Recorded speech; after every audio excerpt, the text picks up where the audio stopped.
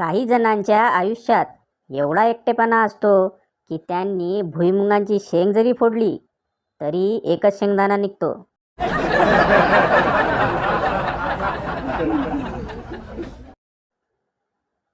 छान दिसता हो तुम्ही. हे ऐकून होणाऱ्या आनंदावर विरजण घालणारे पुढील दोन शब्द वयाच्या मानाने.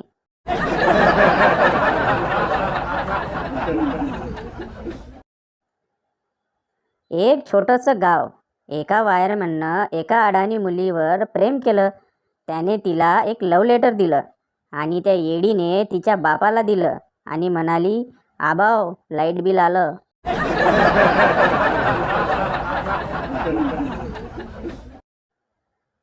एक मुलगी म्हणाली, तुझ्याजवळ अक्कल आहे की नाही? मी पण बोललो, आहे पण देणार नाही.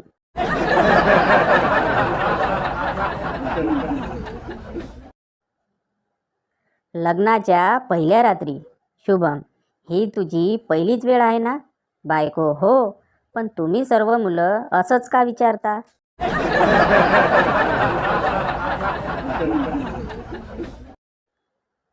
बंड्या मुलाखत द्यायला गेलेला असतो. मॅनेजर, तुमच्याबद्दल सविस्तर माहिती सांगा. बंड्या, होय, सगळं तुम्हाला सांगतो, म्हणजे तुम्ही करा गावभर.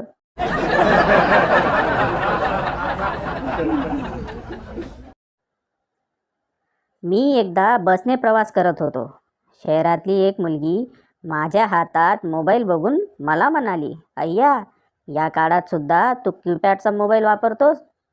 मी तिला हळूच उत्तर दिलं, मला ना टच करण्यापेक्षा दाबण्यातच मजा वाटते. बिचारी नंतर काही बोललीच नाही.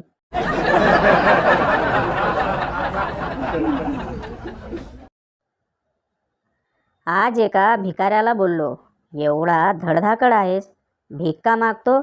तर मला म्हणे, तुझ्या 1 रुपयासाठी हातपाय मोडून घेऊ.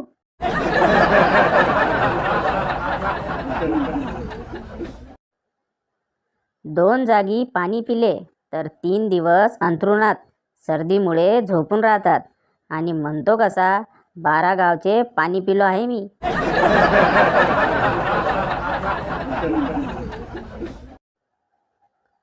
सकाळी सकाळी बायकोचा हसरा चेहरा बघा, दिवस मस्त जातो. पु ल देशपांडे. मग बायको कुणाची पण असो, निळू फुले.